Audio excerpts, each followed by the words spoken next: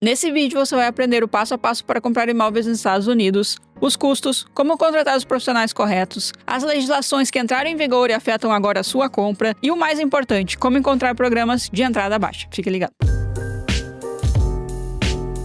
Vamos começar com algumas informações importantes. Primeiramente, esses passos, do início ao fim, eu estou falando de Massachusetts, porém, é altamente aplicável em outros estados, com algumas exceções, que eu vou explicar para vocês agora, e aonde que cai o seu estado. Massachusetts é um estado que a gente chama de buyer beware. Isso quer dizer, os proprietários não têm culpa das coisas que acontecem na casa e eles não precisam preencher documentações falando coisas que já aconteceram na casa, a não ser que eles sejam perguntados especificamente de algumas coisas. Então, quem está comprando tem toda a responsabilidade de verificar as condições das casas antes de finalizar a venda. Depois de finalizada a venda, tudo o que você comprou, não importa se aconteceu antes, agora é problema seu. Quais os estados que a gente tem que são como Massachusetts? Aqui a gente tem uma lista aqui de alguns estados que são buyer beware também. A gente tem estados que estão no meio termo, que eles chamam de modified buyer beware, que são estados que alguns disclosures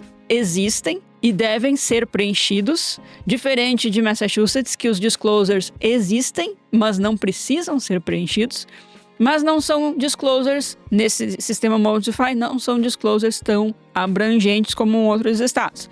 Então aqui você tem a lista de outros estados que se chamam Modified Buyer Beware. E por último, a gente tem os estados que são not buyer beware. E entre eles, Connecticut e Califórnia, que são bem conhecidos por isso, existe muita responsabilidade do lado de quem está vendendo também. E essas pessoas devem preencher uma série de documentações para informar tudo que já aconteceu sobre a casa para quem está comprando. Então, entenda o estado que você está, porque, consequentemente, questões de inspeção, entre outros, serão diferentes nos seus estados, dependendo do tipo de buyer beware que você se encontra. Segunda coisa, e bem importante também, é a questão do advogado. Massachusetts é um dos poucos estados que requer ter um advogado para fazer todas as documentações e para fazer o closing. Então, a maioria das vezes, vocês vão estar no escritório do advogado para assinar a documentação final.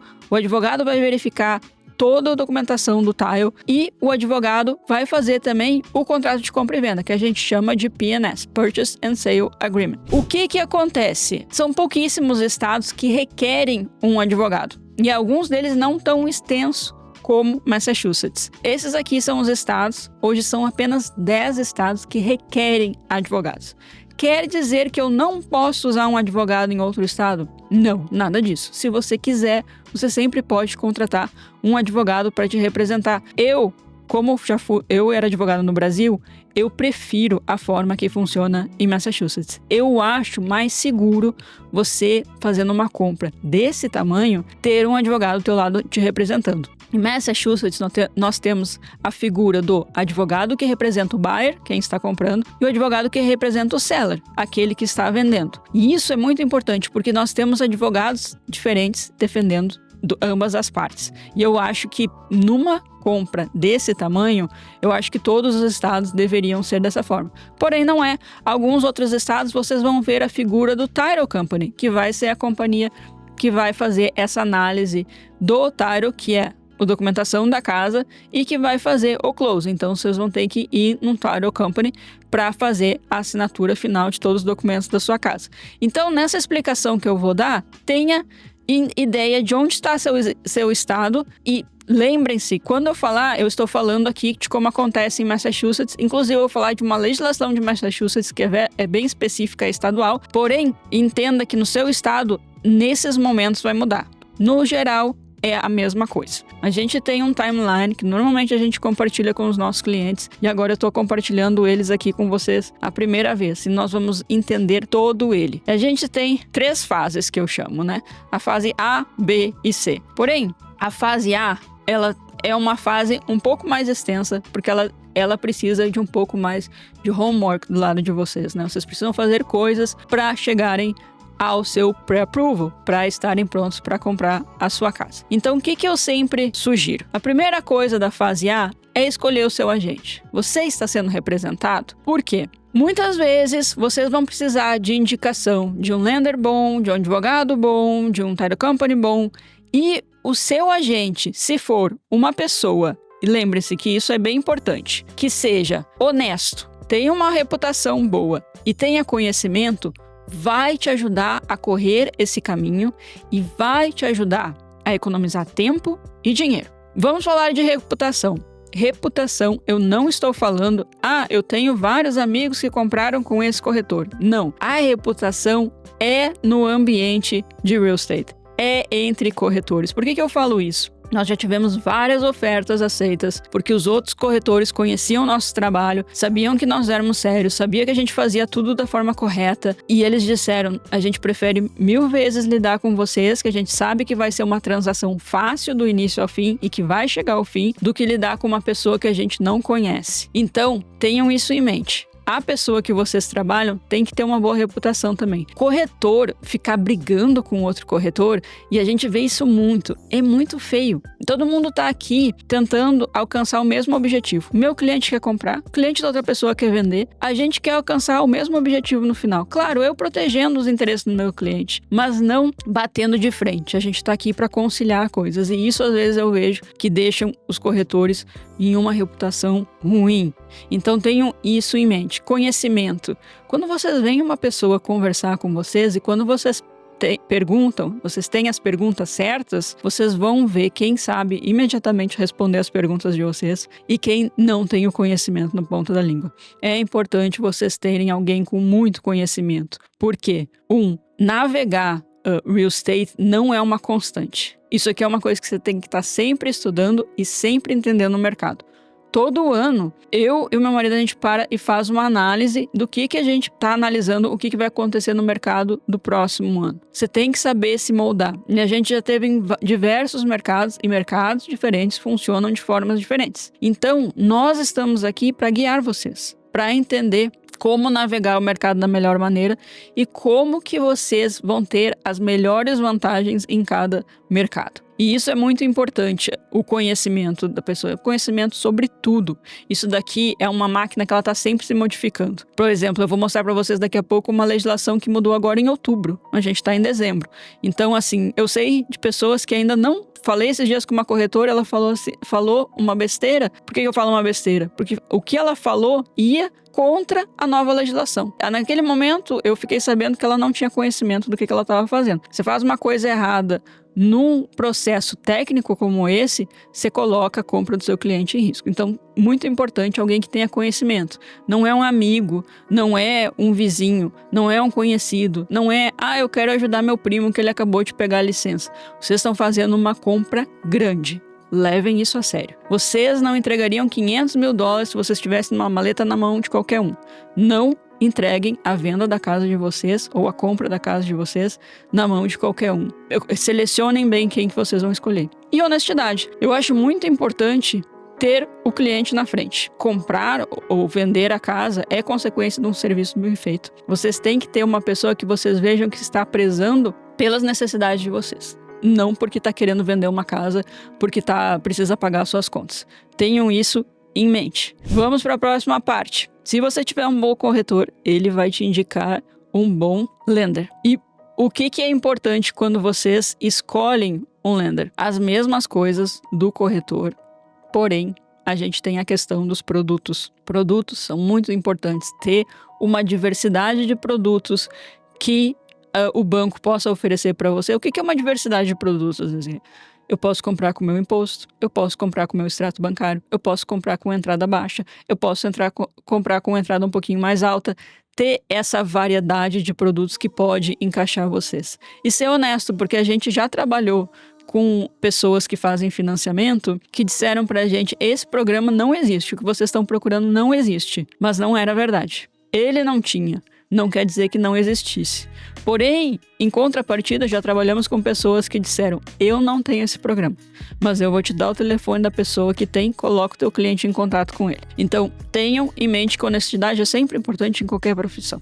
E reputação é muito importante também, e é basicamente a mesma coisa. Lenders grandes e que tem uma boa reputação atrás deles, fazem a oferta de vocês serem aceitas quando vocês estão numa situação de concorrência. Se eu tenho 3 ofertas na minha frente, 2 delas são de lenders ou muito pequenos ou de reputação ruim, que normalmente eu dou o exemplo do Bank of America, e isso é uma discussão que a gente vai ter depois, mas se vocês tiverem um lender forte que todo mundo conhece, sabe que trabalha bem, aquela oferta vai estar na frente, porque as pessoas querem aceitar ofertas que vão chegar ao final. Não interessa que você vai mandar uma oferta baseada em ilusões. Ninguém quer fazer isso. Então, quando vocês tiverem esse time encaixado, né? Já dessas 2 pessoas. Seu corretor e seu lender, você vai trabalhar no seu pré-approval.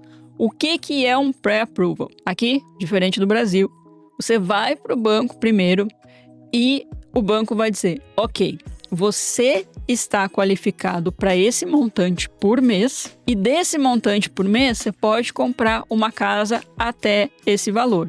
Ele vai te dar uma carta e essa carta vai ir junto com a sua oferta. Por que o pré-approval vem antes da oferta? 1, para vocês não saírem olhando coisa que está fora do orçamento que vocês foram aprovados. 2, o mercado anda muito rápido. Então, se vocês chegarem lá e verem uma casa e disserem, ok, quero colocar um pré-approval, quero colocar uma oferta, vai ter que ir lá pegar um pré-approval para colocar a oferta, porque o proprietário quer ter segurança que vocês realmente já falaram com o banco e o banco já falou, ok, eu vou te emprestar esse dinheiro aqui, pelo documento que eu tô vendo tá parecendo bom. Então, tem que fazer parte da oferta. Nesse período que vocês vão esperar, enviar documento, pegar o pré-approval, a casa já foi. Então, vocês têm que estar preparados antes mesmo de começar a procurar. E esse é o pré-approval de vocês. E o que envolve, né, os custos de comprar uma casa? Nesse pré-approval de vocês vai vir a entrada que vocês vão dar. Então, vocês vão analisar com o lender, com a pessoa do financiamento, quais tipos de entrada você vai qualificar. E a gente vai falar sobre isso em seguida. Então, vocês vão saber a entrada. Ele vai falar de closing costs. O que é closing costs? Closing costs são valores de transferência da casa para o nome de vocês. Envolve muitos valores pequenos e englobando todos eles a gente chama de closing costs. Varia de 2% a 5%, dependendo do tipo de financiamento que vocês estão usando. E o mortgage de vocês? Que o mortgage de vocês a gente chama de PITI. O que é PITI? P é de principal, o I é de interest, né? Juros. E aí aqui a gente tem o T, que ele é Real Estate Taxes, que é o IPTU de vocês. Ele é pago no mortgage. E eu vou te explicar por quê. E o I, que ele é insurance, que ele é o seguro. Por que, Desirê, que eu pago o meu IPTU ou o meu Real Estate Mortgage na parcela? Se vocês entendessem de direito, vocês saberiam que toda vez que vocês param de pagar uma conta, existem uma ordem de credores. Ninguém, nunca, em situação nenhuma, fica na frente do governo. Esquece. O governo sempre tem prioridade em dívidas. Por que o banco faz isso? Inclusive, uma parte de closing cost de vocês é 1 ano adiantado de real estate taxes. O banco quer ter certeza que vocês estão pagando os taxes. Se vocês não estiverem pagando real estate taxes da casa, a primeira pessoa que vai ter direito de te pegar é a cidade que vocês estão, porque vocês não estão pagando o teu imposto corretamente. Então, eles vão pegar a casa antes mesmo do banco ter a possibilidade. E a segunda coisa, se vocês pararem, por um acaso, de pagar, o banco, esse nos closing costs que vocês pagaram adiantado, eles vão continuar fazendo aqueles pagamentos até eles conseguirem fazer o foreclosure, tirar a casa de vocês e leiloarem ela antes de vocês ficarem devendo os taxes do município. Então, isso é muito importante vocês entenderem. E tenham isso como prioridade. Não deixe o lender de vocês falar assim, você aprovou para 500 mil, sem te dar nenhum número. Pede que a gente chama um breakdown de todos os números. O que vai ser o meu mortgage? O que você está avaliando aqui como meu mortgage? O que você está avaliando aqui como meu real estate tax? O que você está avaliando aqui como seguro? Os lenders bons vão te dar 2 folhas com a tua estimativa de closing costs, tua estimativa de mortgage, tua estimativa de entrada, estimativa do dinheiro total que você vai gastar na frente. Tenha esse documento. Ele é muito importante. Eu não gosto que vocês façam coisas no escuro. Então, tenham todo o documento correto para vocês poderem caminhar para frente, né? E o que a gente vai falar de entrada? Então, 3,5% de 500 mil é 17.500. Você vê que fica muito próximo o teu custo. Se você juntar 5.500 a mais, você compra uma casa, ao invés de você estar morando num aluguel caríssimo. Então, a conta, ela funciona, né? Então, a gente tem aqui um mínimo de 3,5% em FHA, um mínimo de 3% em convencional, mas o mais normal que a gente vê é 5%. Porém, não é impossível 3%, você só precisa ter um crédito muito bom. Obviamente que quanto menor sua entrada, mais garantias o banco quer. Se você está usando algumas facilidades, maior vai ser a tua entrada. Então, a gente tem, por exemplo, aqui o financiamento com extrato bancário, que não é todo banco que tem. E muitas vezes as pessoas falam assim, mas vou ter que pagar um imposto altíssimo, né? Porque a pessoa coloca muita depreciação, é T99, tem muita coisa da empresa que coloca desconto. E aí diz assim, não, vou ter que pagar um imposto altíssimo para comprar uma casa. Negativo, você está errado. Você pode comprar pelo sistema do extrato bancário. Então o que eles vão fazer? Eles vão analisar 1 ano do seu extrato bancário e vão tirar a tua média de renda para te qualificar. Esses programas, normalmente, eles são a partir de 10%. Não, 10% é muito. Bom, você tem que escolher. Ou você paga imposto, ou você dá uma entrada maior. Qual é a vantagem de dar uma entrada maior? Você está dando uma entrada maior no que é teu, ao invés de pagar mais imposto para o governo, que só Deus sabe para onde vai. Mas vocês têm que entender que nada cai do céu. Vocês têm que trabalhar para alguma coisa. Então, o que eu falei antes? Você deu menos garantia para o banco. Você não está dando um imposto. O banco não tem certeza que aquele teu extrato bancário é verdade ou se você tá realmente passou muito dinheiro aquele ano e no próximo ano já não passa tanto. Então, a tua garantia ela não é tão boa para o banco. Você vai dar uma entrada mais alta. O extrato bancário ele funciona tanto para social quanto para IT Number. Os dois têm programas dessa forma. Os juros de vocês também vai ser um pouco mais alto. Mas lembra, você deu menos garantia para o banco. Quanto menos garantia você dá para o banco, maior vai ser a tua entrada, maior vai ser teus juros. O banco precisa de mais segurança se você não está deixando eles tão confortáveis. Mesma coisa no ITIN. No ITIN, hoje, a gente tem 3 programas que a gente vê. São 10%, 15% e 20%. E é a mesma coisa. Quanto mais coisa você mostrou imposto, mostrou crédito alto, mostrou... O ITIN tem até uma coisa, e fiquem isso em mente. Pagamento de aluguel, ou cheque ou transferência bancária. Não pode ser em dinheiro, não pode ser uma landlord dar uma carta, não pode. Se vocês comprovarem 1 ano, ele parece muito bem no IT Number. Então tenham isso, porque vocês vão qualificar para programas de entrada mais baixa. Então quanto mais você apresenta para o banco, menor vai ser a entrada, menor vai ser os juros. Aí você decide o que na tua vida é melhor. Eu estou fazendo o meu imposto direitinho com os valores que eu preciso pagar para o governo, mostrar para eles, ou eu não estou fazendo muito no meu imposto, mas na minha conta bancária passa muito dinheiro, vou aproveitar esse programa um pouco mais alto. Aí vocês decidem o que funciona melhor para vocês. Mas um bom lender, de novo, vai apresentar todas as opções para vocês e vai mostrar para vocês como que vocês conseguem se encaixar em cada programa. Esqueci de falar que conventional, com social e autorização de trabalho, ele funciona hoje em dia. O FHA não. O FHA ele teve uma mudança de regra esse ano e vocês têm que estar atentos a isso. Mas um lender bom vai explicar isso para vocês. E vamos para a parte de procurar a sua casa. Você pegou a sua carta de pré-aprovação, tá tudo certinho, lá fala $500 mil, meu mortgage vai ser isso, meus juros que eu tô vendo agora é isso.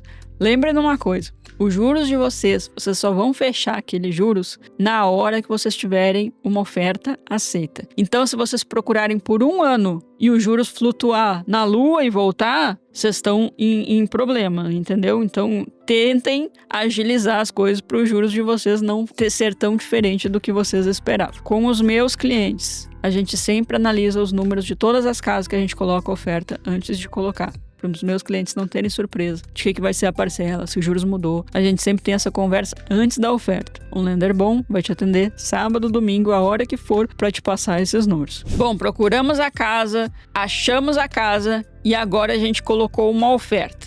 E parabéns, a sua oferta foi aceita. Agora a gente entra na fase B. Essa parte é uma parte que muda um pouco dependendo do seu estado. Massachusetts, a gente tem a figura da oferta primeiro e depois o PNS, contrato de compra e venda, é feito pelo advogado. Em alguns estados, o PNS e a oferta são a mesma entidade e é feito pelo seu corretor. Então, tenha em mente que alguns estados vai ser diferente aqui. Como que funciona aqui onde a gente está? Você mandou a oferta, normalmente com uma foto de um cheque de $1.000, só para mostrar boa fé no negócio. Hoje em dia, com a tecnologia, a gente nem tem enviado muito, mas é de praxe mostrar boa fé. Se a oferta for aceita, o cheque é enviado e depositado, ele vai ser parte do seu escrow, que é o dinheiro que vai ir para a sua entrada normalmente. Então, esse é só o primeiro sinal de boa-fé no negócio, os $1.000. Aqui a gente vai entrar numa legislação totalmente nova que entrou em vigor. O que acontecia antes? E aí eu gostaria que vocês contassem para mim no seu estado como que funciona a questão da inspeção. Em Massachusetts, até 15 de outubro de 2025, você colocaria na oferta se você quer ou não quer uma inspeção e se você quiser essa inspeção, se você quer ou não quer ter um ceiling. O que é um ceiling? Eu digo que até $5.000 de coisas que eu encontrar na inspeção, eu estou ok com isso. E se eu encontrar mais do que isso, nós vamos renegociar. O número é totalmente opção do cliente, pode ser 5, 10, 15, o que quiser. Ou pode ter absolutamente não ter nenhum número. Nesses casos, qualquer coisa que você encontrar pode ser motivo de renegociação. O que acontecia em mercados muito competitivos? Todo mundo passou a tirar a inspeção para ter uma oferta mais forte.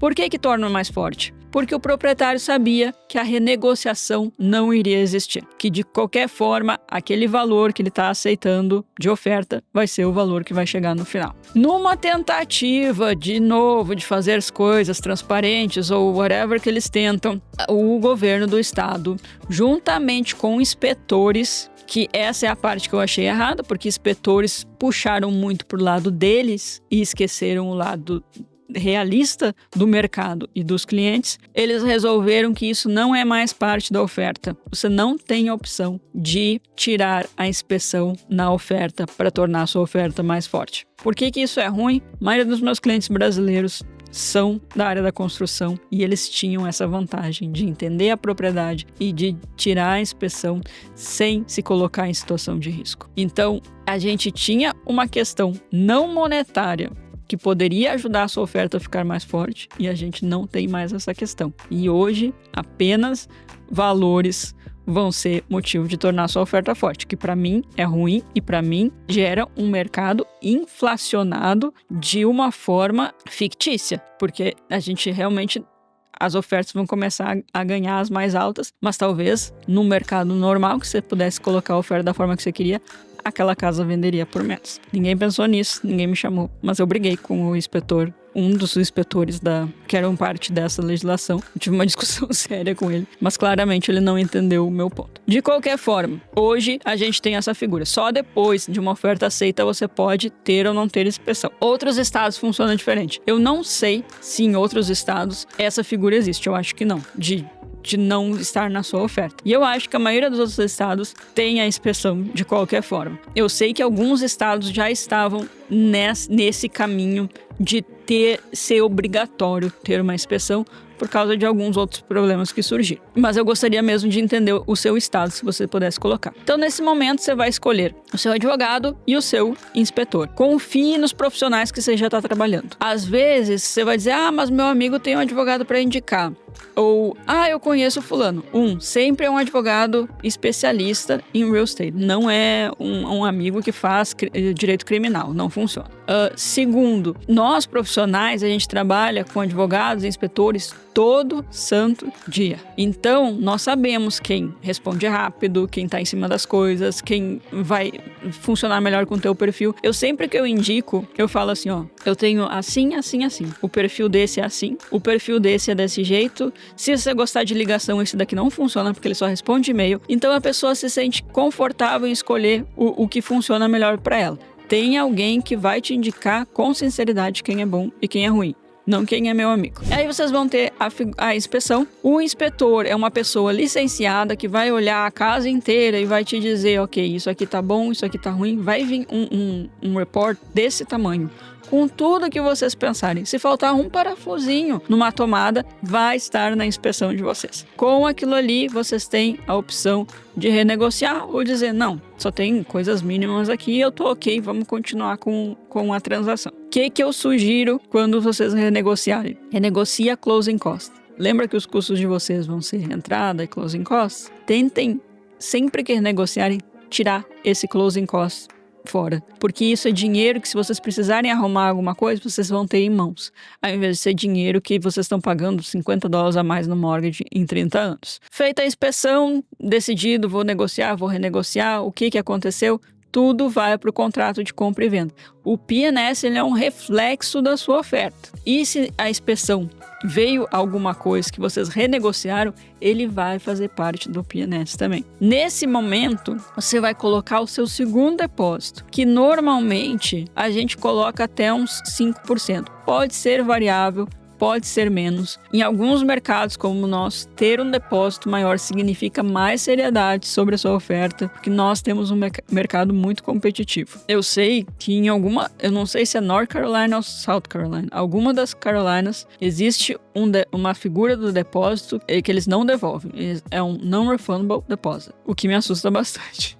Eu não gostaria de viver nessa função aí, não, mas eu sei que existe isso. Não é o nosso caso aqui. Existem formas de te proteger que, se determinadas coisas que a gente chama contingências acontecem, você pode pegar o seu depósito de volta sem problema. Uma delas sendo contingência de mortgage. Tenha certeza que seu corretor é bom, porque ele vai colocar as contingências corretas para te proteger. Eu já vi corretor novo, quando eu trabalhava na área de mortgage, não saber, não colocar a contingência de mortgage e o cliente perder todo o depósito. Então, nesse momento, você está dando 3%, 3,5%, 5%. Esse vai ser o momento da sua entrada. Se tiver inspeção, em torno de 10 dias, o contrato de compra e venda. Aqui. Feito o contrato de compra e venda, a gente passa para a parte mais de financiamento. Então, você vai fazer a aplicação do financiamento assim que o P&S for assinado e você fizer o seu depósito. A primeira coisa que vai acontecer é o appraisal do banco. O appraisal do banco, apesar de ser parte dos seus closing costs, vai ser um pagamento que é feito agora. Lembre, o banco não vai te emprestar $300 mil se a tua casa vale 250. Então, eles só querem ter certeza, ok, eu vou te emprestar esse valor, essa casa realmente vale isso, eles vão mandar um terceiro lá que vai fazer essa avaliação e vai mandar também um report dizendo, ok, eu comparei com essa e essa casa que foram vendidas na área nos últimos 6 meses e realmente esse valor aqui tá dentro ou tá fora. E aí a gente vai para a fase C. Nessa fase, vocês vão estar muito mais em contato com o pessoal do financiamento do que com o seu corretor. Mas, por trás das cenas, todo mundo está trabalhando junto para fazer isso daqui acontecer. O que vocês vão ter? O nosso mortgage commitment, que é a data que o mortgage de vocês tem que ser aprovado. Lembra que eu falei cláusula de contingência de mortgage? Se a gente chegar aqui e o banco disser não tem como aprovar, a cláusula de contingência de mortgage de vocês vão dar um check nela. Infelizmente, meu banco não aprovou. Vocês vão apresentar documento que o banco não aproveitou, seu depósito volta. Aqui, em Massachusetts, outros estados, como eu dei o exemplo das Carolinas, pode funcionar diferente. Então, veja como que é no seu estado. Normalmente, pode ser de 3 a 4 semanas depois do P&S. De novo, bons lenders vão fazer isso mais rápido. A gente tem também programas que eles conseguem fazer todo o underwriting antes mesmo da oferta de você ser aceita. Então, às vezes, a gente consegue fechar da oferta aceita até o final em 2 semanas. A gente já fez isso com alguns clientes e é outra coisa que torna a oferta de vocês forte. Conseguir fazer todo o processo rápido. Mas a gente está dando uma média geral aqui, né? E a gente vai para o que eu chamo de preparações finais, transferir utilities para o teu nome e tudo. E a gente chega na vistoria final. De novo, aqui a gente chama de Final Walkthrough. Alguns estados se chama Final Inspections. Não sei como funciona no seu estado. Comenta aqui embaixo como que funciona. Mas, de novo, aqui, estado, Buyer Beware. A responsabilidade é toda do buyer e não é do seller. O que acontece? Esse Final Walkthrough, essa vistoria final, ela tem que acontecer o mais próximo possível do closing. Por quê? Se alguma coisa está errada na casa e você não viu e você assinou e transferiu a casa para o teu nome, lembra? Buyer beware. Agora, o problema é todo teu. Então, a gente não quer que isso aconteça. Por isso, o período de tempo entre as duas coisas tem que ser muito curto. Não pode ser uma semana antes, 3 dias antes. Tem que ser máximo um dia antes ou na manhã do dia do closing para ver tudo. Especialmente porque nós moramos num estado muito frio aqui. Já aconteceu da gente chegar na casa, estava desocupada e um cano estourou no frio, no basement, e a casa está inundada. Então, nesse momento, a gente tem opções, se você vê antes do closing. Porque aí a gente vai poder... A casa, no final walkthrough, ela tem que estar igual quando ela estava na oferta. Elas têm que estar da mesma forma que foi acordado na oferta. Então, se o nosso combinado foi que o washer and dryer vão ficar na casa, na oferta, quando a gente chegar no final walkthrough tem que estar lá. Se não tinha cano quebrado e basement alagado na oferta, no final tem que estar lá. Tenham consciência também de que vocês têm que conseguir mostrar que isso aconteceu. A gente teve muita sorte que o nosso cliente tinha... Ele fez um vídeo do basement porque ele queria fazer um finish basement e a gente tinha todo o vídeo de 2 semanas antes, estava completamente seco. Então, nesse momento, o que pode acontecer? A gente pode postergar o closing até eles arrumarem, a gente pode ter um crédito para o nosso cliente arrumar, ou a gente pode dizer, não quero mais essa casa porque agora isso aí virou um problema grande para mim. Todos os meus anos de profissão, eu nunca vi alguém dizer, eu não quero mais essa casa. Mas é uma opção também. A maioria das vezes a gente segura algum dinheiro. Nesse caso, funcionou muito bem para o meu cliente, porque eles deram um crédito para ele. O crédito foi maior do que custou para ele. Para ele foi uma vantagem muito grande. E aí sim a gente vai para o escritório do advogado. Em outros estados, você vai para o Title Company. Ou também você pode ir para o Registry of Deeds, que seria tipo um cartório, né? No Brasil. Então, tem essas 3 opções. Normalmente aqui a gente vai para o escritório de advogado, assina toda a documentação e é uma documentação, vá preparado. E no final dessas assinaturas, eles enviam, hoje é tudo eletrônico, eles vão enviar para o Registry of Deeds para transferir a casa para o teu nome. Aqui é em torno de 1 ou 2 horas, já está no teu nome, estando no teu nome, você pega a chave e você está pronto para entrar na casa nova. Eu queria que vocês me contassem qual a diferença no seu estado, se tem alguma diferença no seu estado que você viu aqui, e quando você faz as assinaturas finais, quanto demora para a casa entrar no teu nome, que às vezes eu fico curiosa das coisas que acontecem.